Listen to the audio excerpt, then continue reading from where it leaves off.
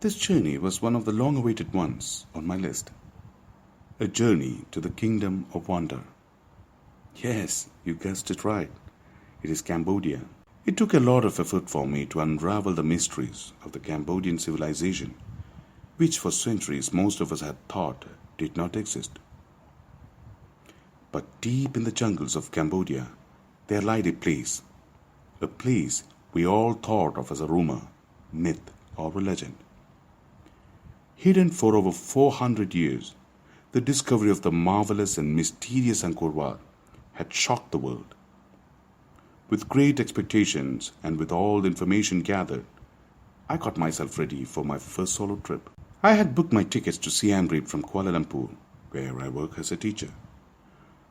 I only had 2 days and 2 nights to explore this mysterious wonder, or should I call it an architectural marvel. Boarded my early morning flight and reached Siem Reap at 8:30 a.m. on 7th April 2013. The immigration officer gave me a smiling welcome, and I had to pay $20 for the Cambodian tourist visa on arrival. I had already made reservations for 2 nights in a budget hotel named Mantley Inn, located 7 kilometers away from the temple site. Soon after landing, I realized that the whole airport was packed with nationals from all over the world. I noticed many visitors had books and magazines like The Lonely Planet, along with maps in their hands. All of them were waiting for their turn to get their visa stamped onto their passports.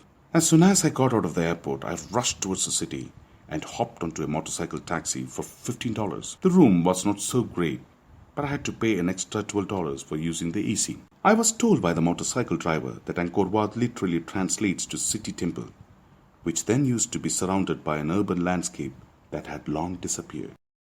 Angkor Wat is in fact the world's largest religious monument. That statement alone was enough to grab my attention, and I was absolutely lucky to have had a guide who knew the history well. I was also happy that I could listen to more stories from him along the way, but seeing is believing.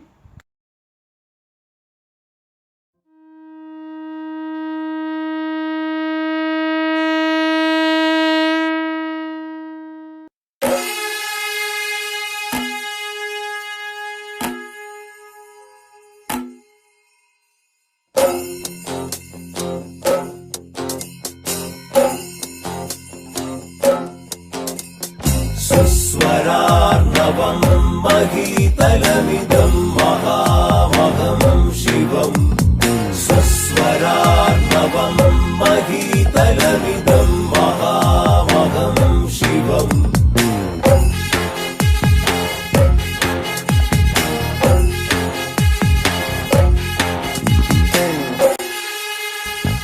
The path leading seems to be forever upward, and that itself was demanding, and the journey towards the summit of the towers was both astonishing and draining.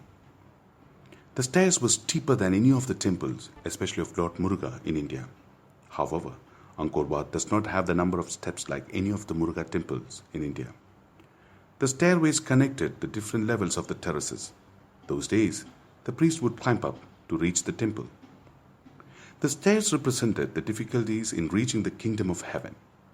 The magnitude of the temple is truly hard to grasp, as the temple Gopura stands as tall as 213 feet, and it holds as much stone as the pyramids in Egypt.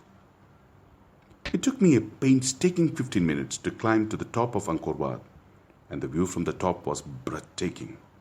Yes, I have reached Angkor Wat. It was spectacular, or maybe beyond words could describe.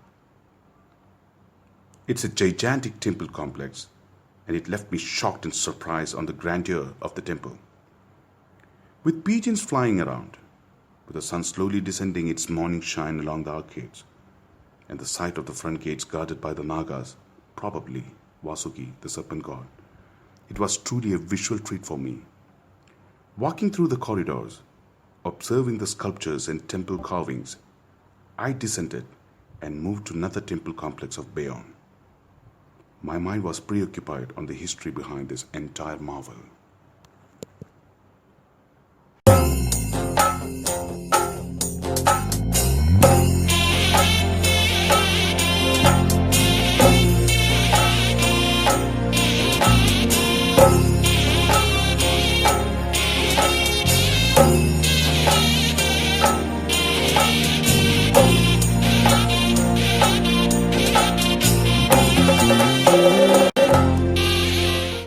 my knowledge, the civilization had existed for more than 800 to 1000 years.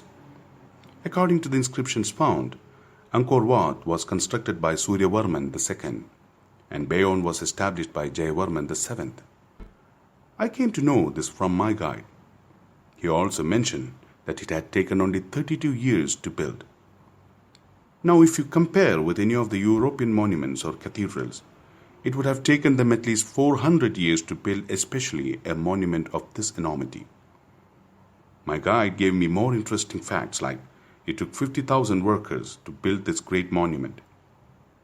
Adding to that, it was surrounded by 4 miles of mow and 5 grand towers.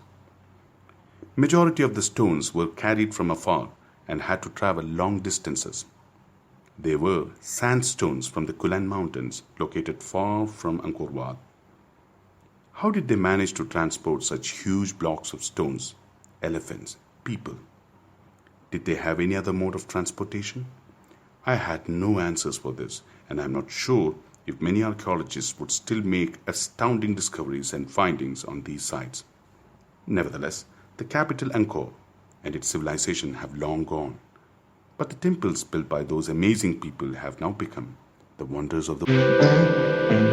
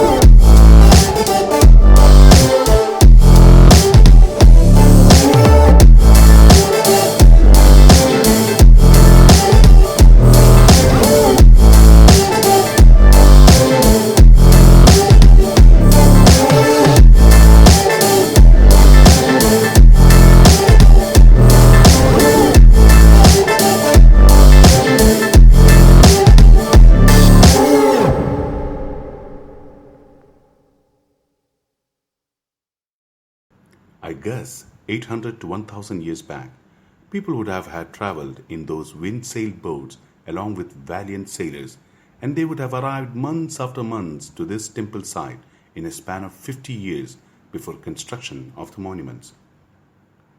Once a group of people arrived, they would have managed to go back to the mainland in India and would have spread the stories of the new site, and that would have sounded like a land of opportunity for many of the people from the kingdom of Rajaraja Chola or later down the historical timeline?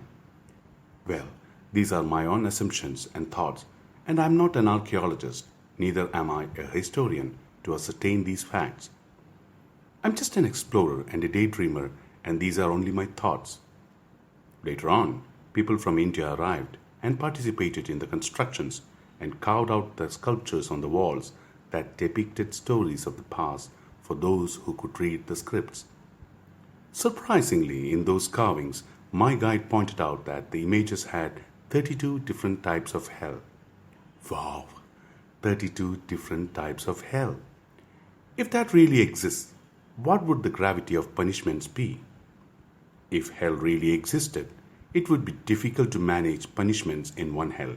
Now we have 32 different types.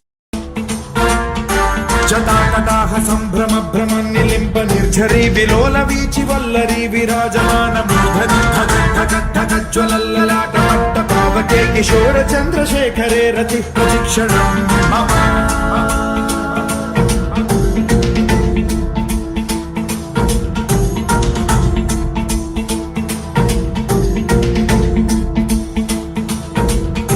ధరాధరేంద్ర Nandini విలాస బంధు బంధుర స్ఫురద్దిగంత సంతతి ప్రమోదమాన మానసే కృపా కటాక్ష ధోరణి నిరుద్ధ దుర్ధరాపతి క్వచిద్దిగంబరే మనో వినోదమేతు వస్తుని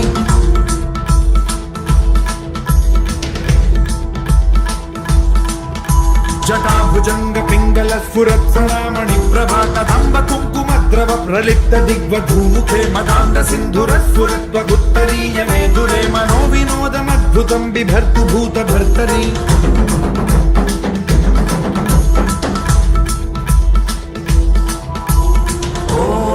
ఓం నమః శివాయ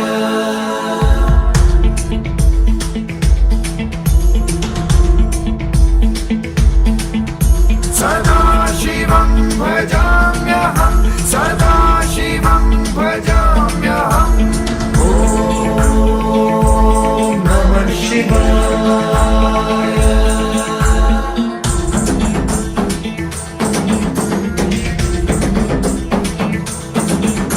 సహస్రలోచన ప్రభృత్య శేషలేఖ శేఖర ప్రసూన ధూళి ధోరణి విధూసరాగ్రి పీఠభూభుజంగ రాజమాలయా నిబద్ధ జాట జూటక శ్రీధైచిరాయ జాయతాం చకోర బంధు శేఖర లలాట చత్వరజ్వల ధనంజయ స్ఫులింగవాని పీత పంచసాయకం నమన్నిలింప నాయకం సుధామయూఖలేఖయా విరాజమాన శేఖరం మహాకపాలి సంపదే శిరోజపాలనాస్తు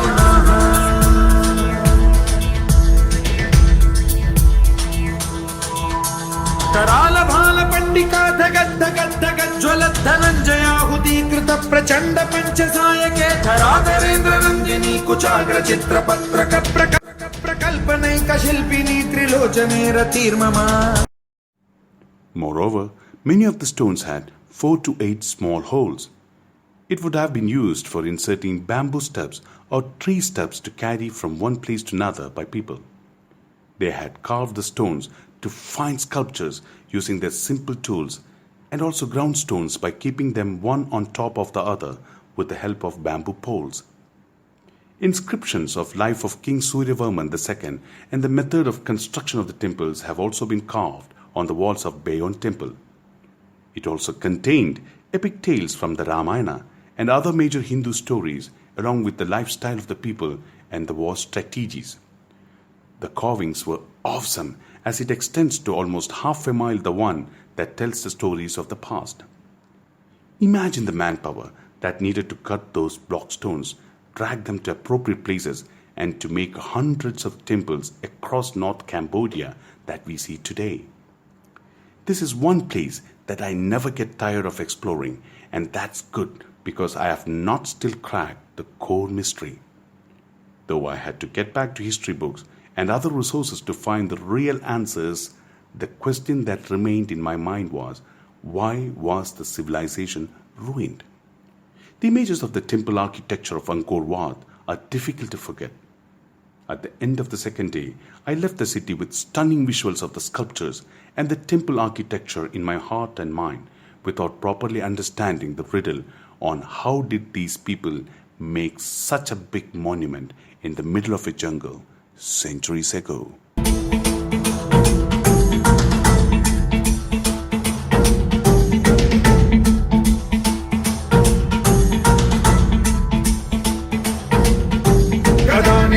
निर्जले निकुञ्जकोटरे वसद्विमुक्त दुर्मतिः सदा शिरस्थमञ्जलिं वहन्ति मुक्तलोललोचनो ललामबाललग्नकः शिवेति मन्त्रमुच्चरन् कदा सुखी भवाम्यहम्